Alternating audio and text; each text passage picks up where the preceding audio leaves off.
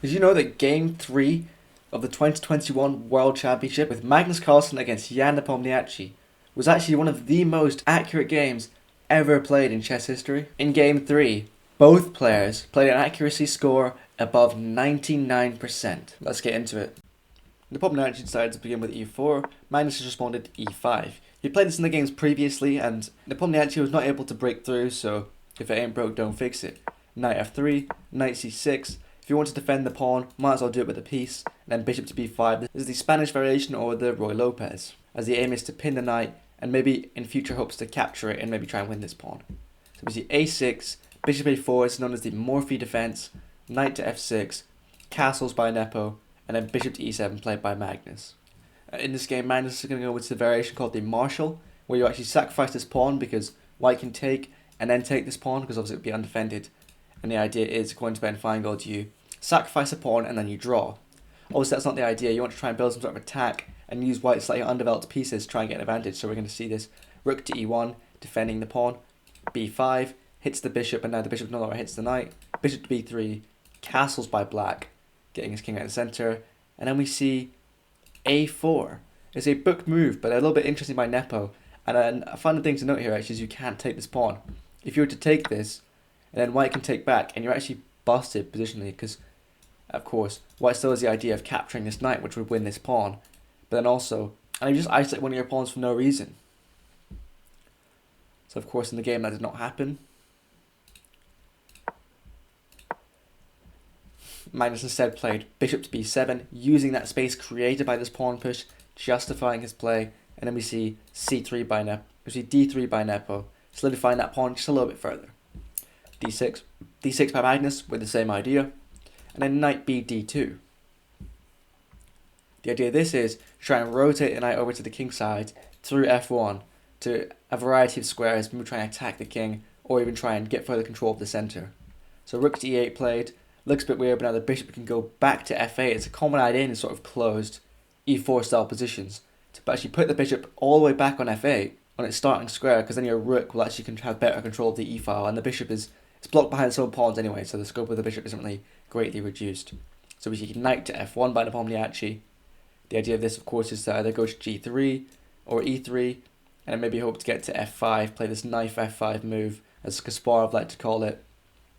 It's a great outpost for the knight.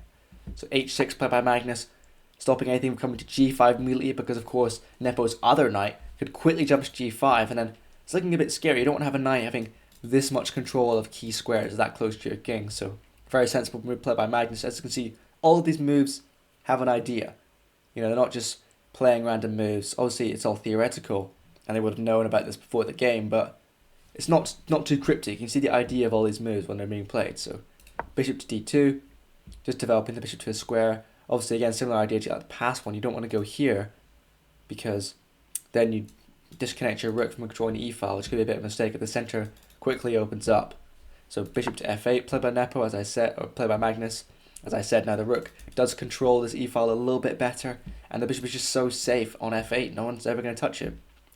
So knight to e3, rotating the knight into the center. Now it's got control of these key squares. f5 is looking like a tasty outpost. So knight to e7.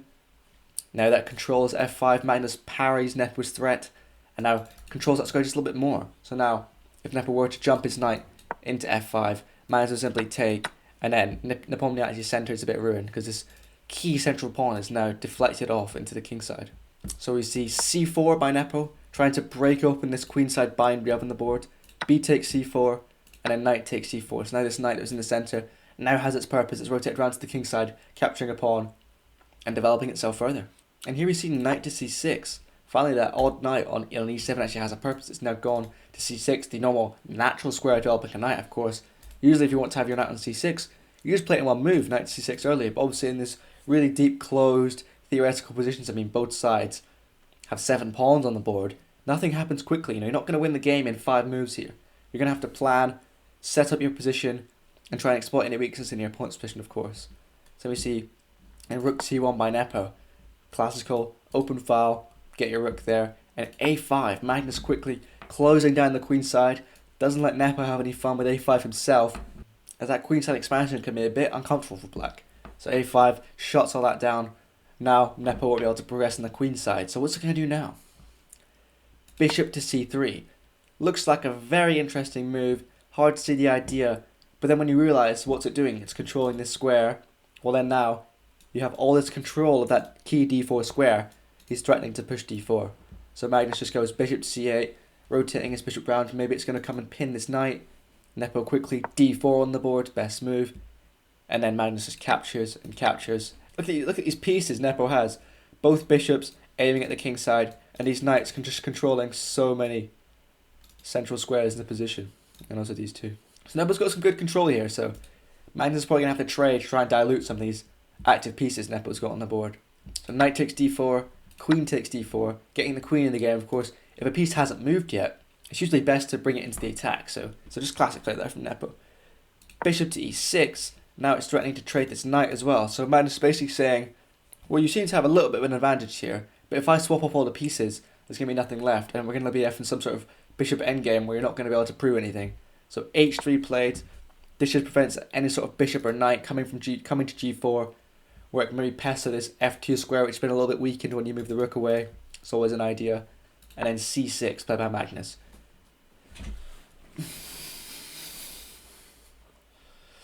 Now, better control of d5. Now Magnus is threatening to play d5.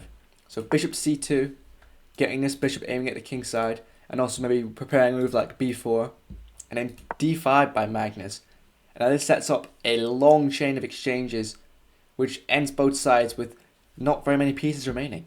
So we see e5, counter-attacking Nepo's knight, of course, counter-attacking Magnus's knight. Of course, Nepo's knight is hit, but now so is Magnus's, so it's going to be forced to. So we see captures. Queen captures first, because obviously you don't want your bishop in the middle where it can just be a target, so key to take with the queen first. So rook captures back, and then e takes f6, got to capture that knight as well. And then black is either forced to ruin his structure or try and get some other play. So Magnus decides to go bishop to b4, thinking, well, if you're going to take on g7, then I'm going to exchange your bishop and then that pawn's going to lose its guard. So a very solid idea. We see f takes g7. Now these pawns are actually split and isolated. Could be a weakness in the endgame. Bishop takes c3, of course you have to recapture the bishop, and then king takes g7. So after those exchanges we can see both sides are left basically equal. 2 rooks each, and a light squared bishop. And if you look at this pawn structure, black's pawn structure is slightly worse, but it's very hard to prove anything here. So king f1, and then rook a to b8, controlling the b file. There's a bit more shuffling of the pieces, brings this king, one pair of rooks exchanged off the board. Both pairs of rooks have exchanged off the board, and now it's just zeros. I mean, look at this endgame again. Now with no rooks, it's harder to get play on these sort of pawns, especially if the bishop can just defend this one. I mean, Magnus can put all of his pawns on dark squares, so you're never going to get through. And of course, usually at endgames, there is a majority on the king side, and you want to push where you're stronger. But what's known with the king side majority is, if both kings are there, a 2-on-3 is not going to break through because the king will be able to stop or capture the last pawn. So we see king e5, king to e2, bringing the king, blocking sort of opposition here early in the king endgame. f5, bringing the pawn into the game. Bishop to c2, just getting a bishop on a slightly better square. Now it has a vision on that a4 pawn, which could be a little bit weak. f4, pushing in. Bishop to b1, c5. Now as you can see, Magnus is kind of just doing moves. He sort of doesn't have that much to improve his position, so he's just moving his pawns just a little bit further, because, you know, pawn a square further forward is a square closer to queening.